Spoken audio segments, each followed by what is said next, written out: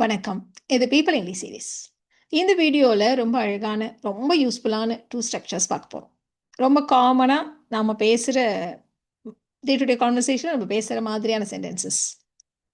இந்த வீடு இருக்கிற சைஸுக்கு இந்த வாடகை ரொம்ப ஜாஸ்தி, அவன் படித்த படிப்புக்கு இந்த சம்பளம்லாம் ரொம்ப கம்மி, இப்படி சொல்லுவோம் இல்லையா? இந்த இடத்துலலாம் நம்ம எப்படி சொல்கிறோன்னா சர்ப்ரைஸாக இருக்குது அப்படின்னு சொல்கிறதுக்கு இவாலுவேஷன். இதுக்கு இவ்வளோ விலையா, இதுக்கு இவ்வளோ வாடகையா, இந்த படிப்புக்கு இவ்வளோ கம்மியான சம்பளமா, இந்த மாதிரியெல்லாம் நம்ம சொல்கிறோம் இல்லையா? ஸோ இதையெல்லாம் சொல்கிறதுக்கான 2 ஸ்ட்ரக்சர்ஸ்.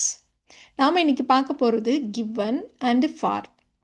ஃபார் ஒரு ப்ரெப்போசிஷன் உங்களுக்கு தெரியும், கிவனையும் நம்ம இந்த இடத்துல ப்ரெப்போசிஷனாக யூஸ் பண்ணுவோம். ஸோ இதில் கிவன் அண்ட் ஃபார் ரெண்டுக்குமே ஒரே அர்த்தம் தான். இதில் கிவன் வந்து ஸ்போக்கன் அண்டு ரிட்டன் ரெண்டுலேயுமே ரொம்ப காமன், ஃபார் வந்து கேஷுவலாக. அதனால கிவன் வந்து ரொம்ப ஃபார்மல் அப்படின்னு அர்த்தம் இல்லை. அஃப்கோர்ஸ் இன்னொரு விஷயமும் சொல்லணும், ஃபார்மல் அப்படின்னா வெறுமனே ரிட்டனுக்குன்னு அர்த்தம் இல்லை. ஃபார்மல் அப்படின்னா ஒரு ஆஃபீஸில் புதுசாக பார்க்குறவங்க கிட்ட, நம்மளை விட பெரியவங்க கிட்ட, டீச்சர்ஸ் பெரியவங்க, அந்த மாதிரி இடங்களெல்லாம் யூஸ் பண்ணுறது. கேஷுவல் அப்படிங்கிறது நம்ம ஃப்ரெண்ட்ஸ் கிட்ட, நம்ம ஏஜ் குரூப், நம்மளை விட கீழே இருக்கவங்க, அந்த மாதிரி இடங்களில் பேசுகிறது தான் கேஷுவல், அவ்வளோதான். ஸோ இந்த இடத்துல கிவன் வந்து எல்லா இடத்துலையுமே யூஸ் பண்ணலாம். ஃபார் வந்து ஃப்ரெண்ட்லியாக கேஷுவலாக பேசுகிற இடங்களில் யூஸ் பண்ணுவோம், அவ்வளோதான் டிஃப்ரென்ஸ். ஸோ நீங்கள் ரெண்டையுமே யூஸ் பண்ணலாம் அப்படின்றத ஞாபகம் வச்சுக்கோங்க. ஸோ கிவனாக இருக்கட்டும் ஃபாராக இருக்கட்டும், அஃப்கோர்ஸ் நம்ம கிவனும் ஒரு ப்ரிப்போசிஷனாக இந்த இடத்துல யூஸ் பண்ணுறோம்னு சொன்னோம் இல்லையா? ஸோ ஸ்ட்ரக்சர் எப்படி இருக்கும் அப்படின்னா, கிவன் பக்கத்தில் நவுன் இல்லை நவுன் கிளாஸ் இல்லை நவுன் ஃப்ரேஸ். அஃப்கோர்ஸ் ஃபாருக்கும் அதே மாதிரி தான், இப்படி தான் நம்ம யூஸ் பண்ண போகிறோம். எக்ஸாம்பிள்ஸ் பார்க்குறப்போ இது இன்னுமே உங்களுக்கு ஈஸியாக இருக்கும். இப்போ ஃபஸ்ட்டு இந்த எக்ஸாம்பிள் எடுத்துக்கலாம், சிம்பிளான ஒரு எக்ஸாம்பிள். அவன் வயசை கன்சிடர் பண்ணுறப்போ இதை அவன் பண்ணுறது ரொம்ப பெரிய விஷயம் அப்படி நம்ம சொல்கிறோம். அவனுக்கு 6 வயசு தான், அவனோட வயசுக்கு அவன் இப்படி பாடுவது ரொம்ப பெரிய விஷயம் அப்படின்னு நம்ம சொல்ல போகிறோம். அவனுக்கு 6 வயது தான், அதை ஃபஸ்ட் நம்ம சொல்லிடலாம். He is only 6. அவனுடைய வயசுக்கு, இதை தான் நம்ம கிவன் வச்சு சொல்ல போகிறோம். ஸோ கிவன், அவன் வயதுன்னு என்ன அர்த்தம்? ஹிஸ் ஏஜ் இல்லையா? அதை அப்படியே பக்கத்தில் போட வேண்டியதான். அப்போ கிவன் ஹிஸ் ஏஜ், இவ்வளோ தூரம் பாடுவது, singing this well is impressive, பெரிய விஷயம். Singing this well is impressive. Given his age, singing this well is impressive. இப்போ இதே விஷயத்த நீங்கள் ஃபார் வச்சும் சொல்லலாம். For his age, singing this well is impressive. இந்த ஃபார் ஹிஸ் ஏஜ் இந்த மாதிரி இடங்கள்ல நம்ம பின்னாடி வச்சு சொன்னாலும் நல்லா தான் இருக்கும். Singing this well is impressive for his age அப்படின்னு நம்ம சொல்லலாம். இப்போ அடுத்த எக்ஸாம்பிள் எடுத்துக்கலாம். இந்த பைக் இருக்கிற நிலைமைக்கு இது ஸ்டார்ட் ஆகும் நான் நினைக்கவே இல்லை. இந்த பைக் இருக்கிற கண்டிஷனுக்கு இது ஸ்டார்ட் ஆகும் நான் நினைக்கவே இல்லை அப்படி நம்ம சொல்ல போகிறோம். ஸோ இந்த பைக்கோடைய கண்டிஷன் ஆஃப் த பைக் அப்படியே கிவன் பக்கத்தில் போட்டுற வேண்டியதுதான். Given the condition of the bike. இப்போ செகண்ட் மெயின் கிளாஸை பாருங்க, இது ஸ்டார்ட் ஆகும் நான் நினைக்கவே இல்லை, நான் எக்ஸ்பெக்டே பண்ணலை. I didn't expect it to start. Start ஆகும்னு, to start. Given the condition of the bike, I didn't expect it to start.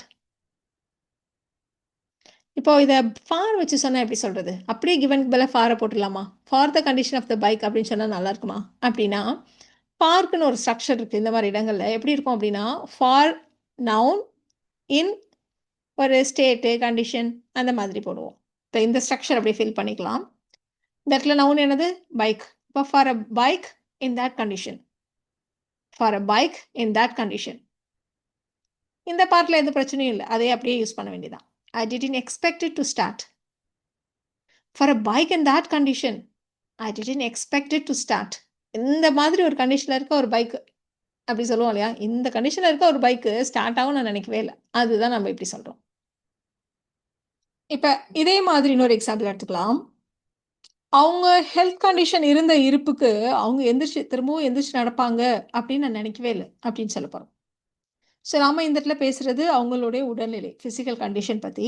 அப்படியே கொண்டு வந்து கிவன் பக்கத்தில் போட்டுருங்க. Given her physical condition, given her physical condition. நம்ம போன தடவை போட்ட மாதிரி அதே மாதிரியே நம்ம சென்டென்ஸ் ஃப்ரேம் பண்ணலாம். அப்போ நம்ம சொன்னோம் ஐ didn't expect it to start அப்படின்னு நம்ம சொன்னோம். இப்போ அதே மாதிரி தான் நான் திரும்ப சொல்ல போகிறேன். ஐ didn't expect her to get up and walk.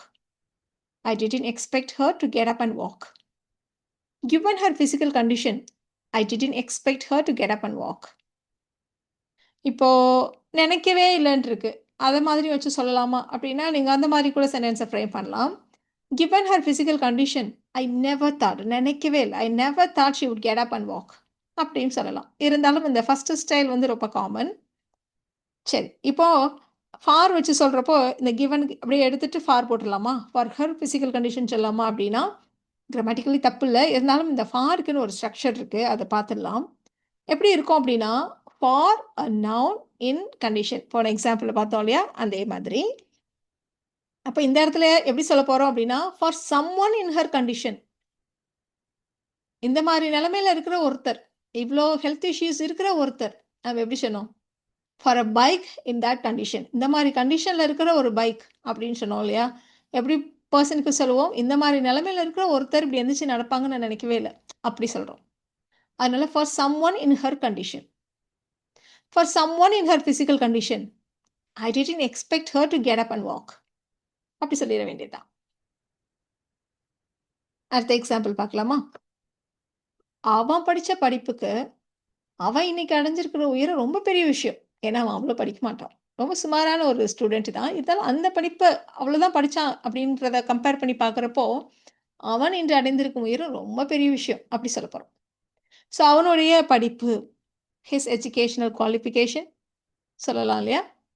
அப்போ given his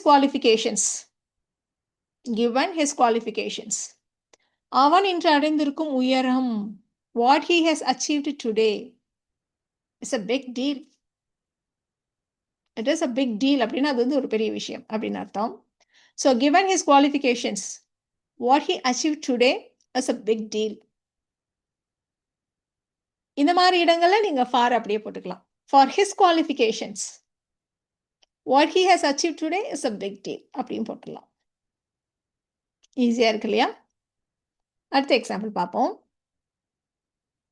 அவன் வாங்குற சம்பளத்துக்கு அவன் இவ்வளோ பெரிய கார் வாங்குறதுக்கெல்லாம் வாய்ப்பே இல்லை அப்படி நம்ம சொல்கிறோம். ஸோ அவனுடைய வாங்குகிற சம்பளத்தை கம்பேர் பண்ணி இதுக்கெல்லாம் வாய்ப்பே இல்லை அப்படி சொல்கிறோம். ஸோ அவனுடைய சம்பளத்துக்கு ஃபார் இல்லை, ஃபஸ்ட்டு கிவன் வச்சு சொல்லிடலாம் இல்லையா? ஸோ கிவன் ஹிஸ் சேலரி, அவனுடைய சம்பளம்னா என்னது? His salary. Given his salary, வாங்க வாய்ப்பே இல்லை, there is no way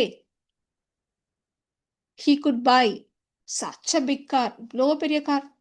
There is no way he could buy such a big car. Given his salary, there is no way he could buy such a big car. இந்த மாதிரி noun ஃப்ரேசஸ்க்குலாம் அப்படியே நீங்கள் for போட்டுடலாம், பிரச்சனையே இல்லை. அப்போ for his salary, there is no way he could buy such a big car. இப்போ நம்ம பார்க்க போகிறது, நம்ம ஃபஸ்ட்டு நவுன் சொன்னோம், நவுன் ஃப்ரேஸ்ன்னு சொன்னோம், நவுன் கிளாஸ்ன்னு கூட ஒன்று சொன்னோம் இல்லையா? அந்த நவுன் கிளாஸ் வச்சு எப்படி சென்டென்சஸ் ஃப்ரேம் பண்ணுறது அதை பார்த்துடலாம். ஸோ நவுன் கிளாஸ் அப்படின்றது ஒரு கிளாஸ்னால் என்ன? அதில் சப்ஜெக்ட் வேர்பெல்லாம் இருக்கணும். இப்போ நவுன் கிளாஸ்ன்னு வர்றப்போ அது எப்படி ஸ்டார்ட் ஆகும் அப்படின்னா தட் வச்சு, WH கொஷின்ஸ் வச்சு இந்த மாதிரி ஸ்டார்ட் ஆகும். அப்புறம் சப்ஜெக்ட் வேர்பெல்லாம் இருக்கும். ஸோ இந்த மாதிரி தான் ஒரு நவுன் கிளாஸ் இருக்கும். இதை மாதிரி வச்சு எப்படி சென்டென்சஸ் ஃப்ரேம் பண்ணுறது அப்படின்னு பார்க்க போகிறோம். இப்போது எவ்வளோ மழை பெஞ்சிச்சு, அதுக்கு எவ்வளோ தண்ணி நிற்கணும், ஆனால் தரைய பாரு காஞ்சு போயிருக்கு. ஸோ பெஞ்ச மழைக்கு தண்ணி எவ்வளோ நிற்கணும், ஆனால் தரைய பாரு காஞ்சு போயிருக்கு அப்படி சொல்கிறோம். ஸோ அப்படியே ஆப்போசிட்டாக இருக்குது பார்த்துக்கோங்க எல்லா இடங்கள்லையுமே. ஸோ எவ்வளோ மழை பெஞ்சிச்சு அப்படி சொல்ல போகிறோம். So how much it rained, how much it rained. So ஹவுன்னு ஸ்டார்ட் ஆகுது, இட்டுன்னு ஒரு சப்ஜெக்ட் இருக்குது, ரெயின்டுன்னு ஒரு வேர்ப் இருக்குது. ஸோ இதுதான் நாம் வந்து ஒரு நவுன் கிளாஸ்ன்னு சொல்கிறோம். இதை நீங்கள் அப்படியே ஃபார் பக்கத்துலேயோ கிவன் பக்கத்துலேயோ போட்டுக்கலாம். நம்ம எக்ஸாம்பிளுக்கு இந்த இடத்துல ஃபார்ன்னு வச்சு சொல்கிறோம். So for how much it rained, அவ்வளோ மழை பெஞ்சதுக்கு எவ்வளோ தண்ணி நிற்கணும் அப்படி நம்ம சொல்லணும் இல்லையா? ஸோ இப்போ வந்து நிறைய தண்ணி நிற்க வேண்டும் அப்படின்னு சொல்கிறோம். ஸோ அவ்வளோ தண்ணி நின்று இருக்கணும் அப்படின்னு சொல்கிறோம். அதனால் ஷுட் ஹவ் பீன் யூஸ் பண்ண போகிறோம். அப்போ there should have been a lot of standing water, தண்ணி நிற்கிற தண்ணி, தேங்கி நிற்கிற தண்ணி நிறைய நின்று இருக்கணும். There should have been a lot of standing water. ஆனால் தரைய பாரு, look, the ground is completely dry. For how much it rained, there should have been a lot of standing water. But look, the ground is completely dry. அப்படி சொல்கிறோம். இன்னொரு example கூட எடுத்துக்கலாமா? அவன் சம்பாதிக்கிற பணத்துக்கு அவன் செலவு செய்கிறது ரொம்ப ஜாஸ்தி. அவன் சம்பாதிக்கிறதே கம்மி தான். அதுக்கு இவ்ளோ செலவு செய்கிறது ரொம்ப ஜாஸ்தி. அப்படி சொல்றோம். ஸோ அவன் சம்பாதிக்கும் தொகைக்கு ஃபார் வாட் ஹி ஏர்ன்ஸ் அப்படி சொல்லிடலாம் இல்லையா? வாட்ன்னு ஸ்டார்ட் பண்ணலாம். ஸோ வாட்ன்றது ஒரு WH கொஷின். சப்ஜெக்ட் வெர்பலா இருக்கு பாருங்க. இப்போ ப்ரெசென்ட்ல தான் நம்ம சொல்றோம். மழை பெஞ்சப்போ அவ்வளோ மழை பெஞ்சுச்சுல்ல அப்படின்னு பாஸ்ட் நம்ம சொல்றதுனால பாஸ்ட் டென்ஸ்ல போட்டோம். இப்போ அவன் சம்பாதிக்கிறத வரைக்கும் இப்போ அவன் செலவு செய்கிறது ரொம்ப ஜாஸ்தின்னு சொல்றோம். அதனால ப்ரெசென்ட் டென்ஸ்ல ஃபார் வாட் ஹி ஏர்ன்ஸ் இல்லைனா கிவன் வாட் ஹி ஏர்ன்ஸ் அப்படின்னு நம்ம சொல்லிடலாம். ஸோ இந்த மாதிரி இடங்கள்ல for and given interchangeably use பண்ணலாம். அவன் செலவு செய்கிறது his expenses are too high. For what he earns, his expenses are too high. இன்னொரு எக்ஸாம்பிள் எடுத்துக்கலாமா? இந்த விலைக்கு இந்த பொருளுடைய குவாலிட்டி ரொம்ப கம்மி. இவ்வளோ விலைக்கு இந்த பொருளுடைய குவாலிட்டி ரொம்ப கம்மி அப்படின்னு நம்ம சொல்ல போகிறோம். ஸோ நம்ம வந்து எதை ரெஃபர் பண்ணுறோம்? ப்ரைஸ், அவ்வளோதான். அல்லது for the price. The quality of the product, இந்த பொருளுடைய தரம், the quality of the product is low, is quite low. Given the price, the quality of the product is quite low. இதை நம்ம தமிழில் சொல்கிறப்ப இன்னொரு விதமாகவும் கூட சொல்லலாம். இந்த விலையை வச்சு பார்த்தா இந்த பொருளுடைய தரம் குறைவு தான். இந்த இடத்தோட சைஸை பார்த்தா இதோட வாடகை வந்து ரொம்ப ஜாஸ்தி தான். அவன் படித்த படிப்பை வச்சு பார்த்தா அவன் இன்னைக்கு இருக்கிற நிலைமை ரொம்ப ஜாஸ்தி தான். இப்படியெல்லாம் நம்ம சொல்கிறோம் இல்லையா? ஸோ அந்த மாதிரி பார்க்குறது அப்படி கூட வச்சு சொல்லலாம். ஸோ அதுவும் ரொம்ப காமன் நம்ம தமிழில். இப்போ பார்த்தோம் இல்லையா? இந்த ஸ்டைலை வச்சு இந்த 3 சென்டென்சஸை நீங்கள் ட்ரை பண்ணணும். இந்த வீட்டோட அளவை பார்க்குறப்போ இந்த வாடகை ரொம்ப அதிகம்தான். அவனோட வயசுக்கு அவன் ரொம்ப புத்திசாலி தான். எக்ஸாம் இவ்வளோ கஷ்டமாக இருக்கிறதுக்கு எக்ஸாமில் பாஸ் பண்ணுறதே பெரிய அச்சீவ்மெண்ட்டு தான். அதுவே பெரிய சக்ஸஸ் தான். கொஷின் பேப்பர் இவ்வளோ கஷ்டமாக இருக்கிறதுக்கு நான் பாஸ் பண்ணாலே அது பெரிய வெற்றி தான் அப்படி சொல்லுவோம் இல்லையா? ஸோ இதை தான் நீங்கள் ட்ரை பண்ணணும். இந்த 3 சென்டென்சஸை ட்ரை பண்ணுங்கள். உங்களுக்கான ஆன்சர்ஸை அடுத்த ஸ்லைட்லேயே செக் பண்ணிக்கலாம்.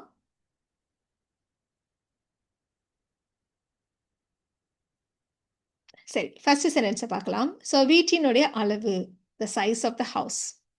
அப்போ for the size of the house the rent is quite high. வாடகை ரொம்ப ஜாஸ்தி.